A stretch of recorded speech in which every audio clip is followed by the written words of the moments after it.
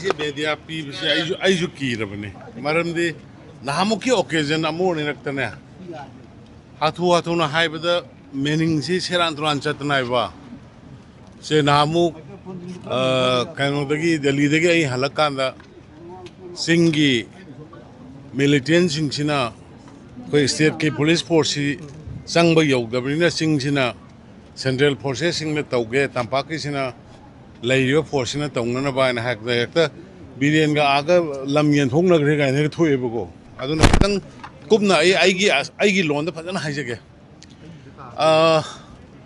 ꯍꯧꯖꯤꯛꯀꯤ ꯃꯅꯤꯄꯨꯔꯒꯤ ꯑꯣꯏꯔꯤꯕ ꯁꯤꯆꯨꯋꯦꯁꯟꯁꯤꯗ ꯑꯩ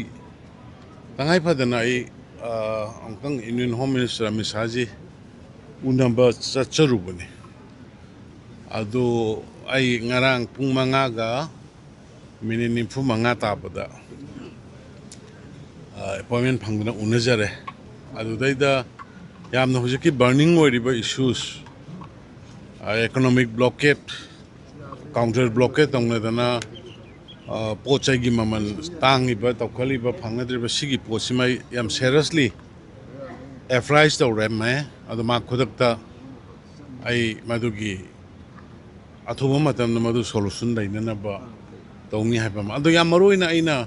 ꯄ꯭ꯔꯥꯏꯌꯣꯔꯤꯇꯤ ꯄꯤꯔꯒ ꯃꯉꯣꯟꯗ ꯑꯣꯅꯔꯦꯕꯜꯗ ꯑꯩꯅ ꯍꯥꯏꯖꯕꯁꯤ ꯍꯧꯖꯤꯛꯀꯤ NRCꯒꯤꯁꯦ NRCꯒꯤꯁꯤ ꯑꯩꯈꯣꯏ ꯒꯣꯔꯃꯦꯟ ꯍꯥꯟꯅꯒꯤ ꯒꯣꯔꯃꯦꯟ ꯑꯁꯤ ꯀꯟꯇꯤꯅ꯭ꯌꯨꯌꯦꯁꯟꯅꯤ ꯑꯩꯈꯣꯏ ꯒꯣꯔꯃꯦꯟꯅ ꯍꯥꯟꯅ ꯃꯃꯥꯡꯗ 2023ꯒꯤ ꯐꯦꯕꯋꯥꯔꯤꯗ ꯃꯅꯤꯄꯨꯔꯗ ꯊꯣꯛꯏꯕ ꯏꯔꯥꯡꯁꯤ ꯊꯣꯛꯇ꯭ꯔꯤꯉꯩꯒꯤ ꯃꯃꯥꯡꯗ ꯑꯩꯈꯣꯏꯒꯤ ꯀꯦꯕꯤꯅꯦꯠ ꯗꯤꯁꯤꯖꯟ ꯑꯃꯗꯤ ꯑꯦꯁꯦꯝꯕ꯭ꯂꯤ ꯔꯤꯖꯣꯂꯨꯁꯟ ꯂꯧꯔꯒ 23ꯒꯤ ꯐꯦꯕꯋꯥꯔꯤꯗ ꯊꯥꯕꯅꯤ ꯁꯦꯟꯇꯔꯗ ꯑꯗꯨ ꯃꯤꯅꯤꯁꯇ꯭ꯔꯤ ꯑꯣꯐ ꯍꯣꯝ ꯑꯦꯐꯤꯌꯔꯁ ꯑꯗꯨꯒ ꯑꯩꯈꯣꯏꯒꯤ ꯔꯦꯖꯤꯁꯇ꯭ꯔꯥꯔ ꯖꯦꯅꯔꯦꯜ ꯃꯣꯏꯒꯤ ꯑꯣꯐꯤꯁꯇꯒꯤ ꯍꯟꯕꯤꯔꯛꯇꯅ ꯃꯅꯤꯄꯨꯔꯒꯤ ꯅꯣꯏꯒꯤ NRC ꯆꯠꯅꯍꯟꯅꯅꯕ ꯄꯤꯔꯛꯄ ꯆꯤꯊꯤꯗꯣ ꯑꯩꯈꯣꯏ ꯐꯪꯉꯦ ꯑꯗꯨꯒ ꯑꯩꯈꯣꯏ ꯈꯟꯅꯔꯦ ꯋꯤ ꯍꯦꯞ ꯀꯟꯁꯤꯗꯔഡ് ꯍꯥꯏꯕꯅꯤ ꯀꯟꯁꯤꯗꯔഡ് ꯑꯗꯨꯕꯨ ꯅꯦꯁꯟꯒꯤ ꯑꯣꯏꯅꯗꯤ ꯑꯩꯈꯣꯏ ꯇꯧꯅꯅꯕꯒꯤ ꯑꯗꯨꯒꯨꯝꯕꯒꯤ ꯐꯤꯔꯦꯞ ꯂꯩꯇ꯭ꯔꯤꯑꯅ ꯃꯅꯤꯄꯨꯔꯒꯤꯗꯨ ꯅꯣꯏꯅ ꯊꯥꯔꯛꯏꯗꯨꯗꯤ ꯈꯟꯅꯔꯦ ꯍꯥꯏꯗꯅ ꯑꯗꯣ ꯉꯔꯥꯡ ꯑꯩ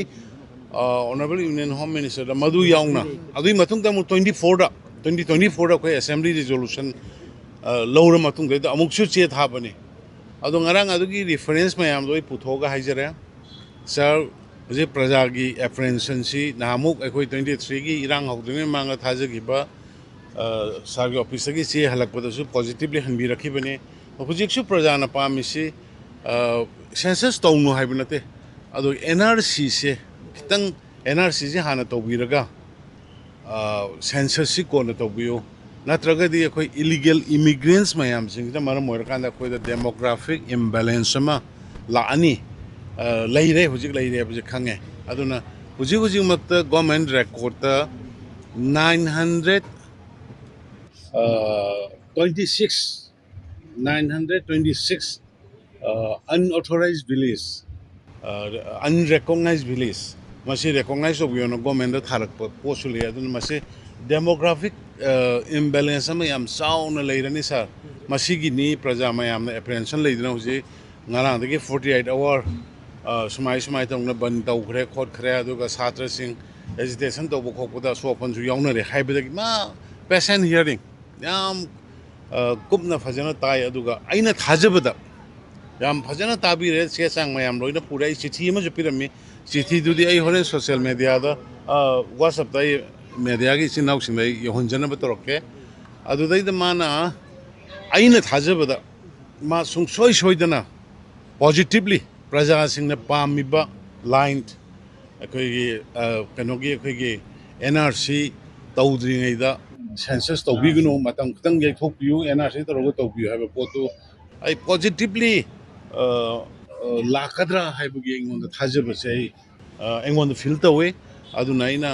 praja mayam da su sidi leba ki pone akhoi punna chaminagadabani sidai opposition haiba leite ruling haiba leite media haiba leite praja haiba leite akhoi punna apunba oina akhoi whole indigenous people mayhoron de akhoi leminaraba jati mayam ge apunma dimanina ana praja singnasu ban tawriba kholiba pendabagi tawrogasu violent oiba kari oibase ꯑꯩ ꯇꯧꯕꯤꯗꯅꯕ ꯍꯥꯏꯗꯅ appeal ꯇꯧꯏ ꯃꯔꯝꯗꯤ ꯑꯩꯒꯤ ꯑꯣꯏꯅ ꯁꯤꯒꯤ ꯏꯁꯨꯁꯤꯗ ꯍꯥꯟꯅꯗꯒꯤꯁꯨ ꯇꯧꯖꯔꯛꯄꯅꯤꯅ honourable union home ꯃꯤꯅꯤꯁꯇꯔꯅ ꯃꯥꯅ ꯁꯨꯡꯁꯣꯏ ꯁꯣꯏꯗꯅ ꯄꯣꯖꯤꯇꯤꯕꯂꯤ प्रजासिंगी अपाम मतुंग इन थबक तौबीरकनी हाबिगी थाजबदो मीडिया के इचिन नाउसिंग थ्रू द फोंदोक थैंक यू